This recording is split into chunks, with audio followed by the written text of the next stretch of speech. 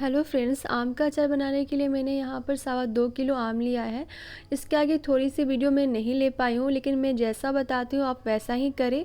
आप फोटो में देख रहे होंगे ऐसे ऐसे छोटे छोटे साइज़ में आम कटे हुए हैं, वैसे ही साइज़ में काट लेने हैं। मैंने यहाँ पर रात को आम काटा था और रात भर भिगो कर रखा था। मैंने एक बाल्टी में डालकर पानी में डालकर रात भर भिगो के रखा था और सुबह होते ही मैंने इसे निकाल लिया और चादर पर बिछाकर अच्छे से धूप लगाई। पूरी तरह से इसे सूख जाना चाहिए, इसमें पानी बिल्कुल नहीं होना चाहिए। आप आम को दबाएंगे ना तो उसमें से पानी बिल्कुल नहीं निकलेगी।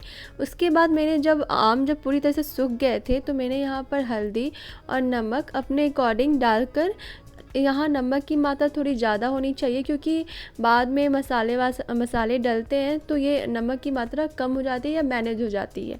तो आप इसे अच्छी तरह हल्दी नमक डालकर धूप में सुखाएं। आप देख रहे हैं कि पूरी तरह से सूख चुकी है। तो अब इसमें हम मसाले डालेंगे। तो मसाले डालने के पहले हमें सबसे पहले सरसों तेल को पूरी तरह से गर्म करनी है। यहाँ मैंने 2.5 कटोरी लगभग 250 सरसों तेल लिया है और इसे पूरी तरह से गर्म करेंगे जब तक ये धुआं या स्मेल ना आने लगे। पूरी तरह से गर्म हो जाने के बाद गैस को ऑफ़ कर देंगे। गैस को ऑफ़ करने के बाद हमें इसे पूरी तरह से ठंडा करना है। अगर ये गर्म रहेगा तो अचार ख़राब हो सकते हैं। तो मैंने इसे साइड में रख दिया है। तब तक ये ठंडे होंगे, हम मसाले की तैयारी करेंगे। मसाले के लिए मैंने यहाँ पर 1 चम्मच धनिया, 1 चम्मच जीरा और 1 चम्मच सौंफ लिया है। मुझे थोड़ी सी कम लगी सौंफ तो मैंने थोड़ी सी दोबारा डाली है। तो अगर आपको लगे तो ज़्यादा डालने की ज़रूरत नहीं होती ये सारी। और यहाँ मैंने 1/2 चम्मच मेथी लिया है। ये चम्मच में फैली हुई है इसीलिए आपको ज़्यादा दिख रही है, लेकिन मेथी की मात्रा बिल्कुल कम होनी चाहिए। 1/2 चम्मच ही लेनी है और सबको अच्छी तरह से भून लेनी है।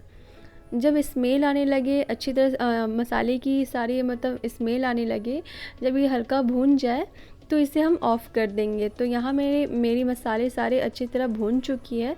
तो मैंने यहाँ पे गैस को ऑफ़ कर दिया है और उसके बाद से इसे अच्छी तरह से ठंडा होने देंगे। ठंडा होने के बाद इसे बिल्कुल ही बारीक पीस लेंगे। तो मैंने यहाँ पे पूरी तरह से बारीक पीस लिया। आप देख रहे हैं कि पूरी तरह से ये पाउडर हो चुकी है।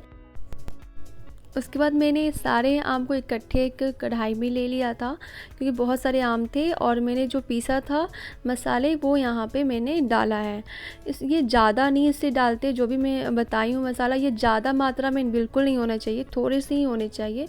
और मैंने 2.25 किलो आम में मैंने यहाँ पे 250 पीली सरसों और 250 काली सरसों ली है और बारी बारी से इसे पीसा है। तो दोनों अच्छे से लेकर मैंने यहाँ पे 2.25 किलो में 2.25 किलो में मैंने यहाँ पे आधा किलो सरसों लिया है। और जैसे आधा किलो में 250 मैंने पीला वाला बताया और 250 मैंने काला वाला बताया। दोनों को बराबर मात्रा में लेकर बारी बारी से पीस कर, यहाँ ध्यान रखिएगा मसाले बिल्कुल बारीक पीसी होनी चाहिए, मोटी बिल्कुल नहीं होनी चाहिए। तो मैंने यहाँ पर सारे सरसों को अच्छी तरह से पीस कर डाल दिया है और मैं यहाँ पर लाल मिर्च पाउडर डाल रही हूँ। घर की पिसी हुई लाल मिर्च पाउडर है, आप भी घर की पिसी हुई डालें, इससे अचार में तीखापन आता है तो अचार भी अच्छे लगते हैं। उसके बाद मैंने यहाँ पर कलौंजी और अजवाइन का इस्तेमाल किया है, आप अपने अकॉर्डिंग यहाँ पर डाल सकते हैं। तो मेरी ये कढ़ाई पूरी तरह से भर चुकी है तो मैं इसे 2 बर्तन में डालूँगी ताकि ये धूप अच्छे से लगे।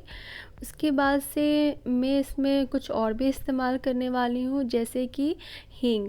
यहाँ पे मैं थोड़ी सी हींग पाउडर डालूँगी दोनों में, क्योंकि मेरी ये अचार ज़्यादा थी तो 2 बर्तन में करनी पड़ी। तो मैं यहाँ पर हींग पाउडर थोड़ी थोड़ी डाली है।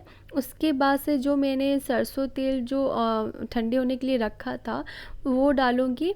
अब आधा इसमें मैंने डाला था। अगर आपके पास बड़ी बर्तन है तो आप उसमें अच्छे से कर सकती हैं।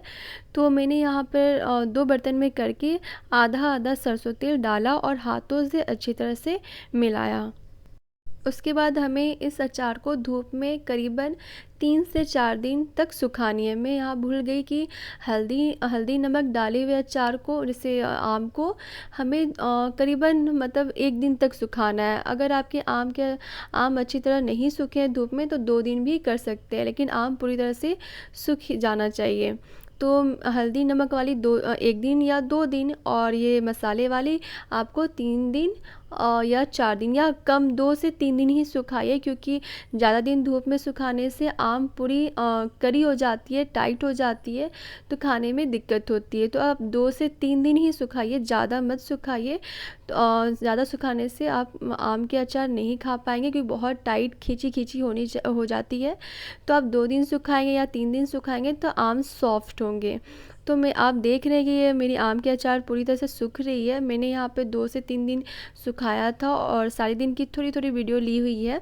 तो आप देख रहे हैं कि मेरे आम पीले कलर के हरे कलर के आम थे और पीले कलर के हो गए, मतलब कि ये धूप में पक रहे हैं। ऐसे ही धीरे धीरे करते करते ये अच्छी तरह से मसाले पक जाते हैं। तो मेरे ये मसाले अच्छी तरह से पक चुके हैं। तो अब इसे हम डब्बे में डालेंगे। आप जिसमें भी रखना चाहते हैं उस डब्बे में डाल दीजिए।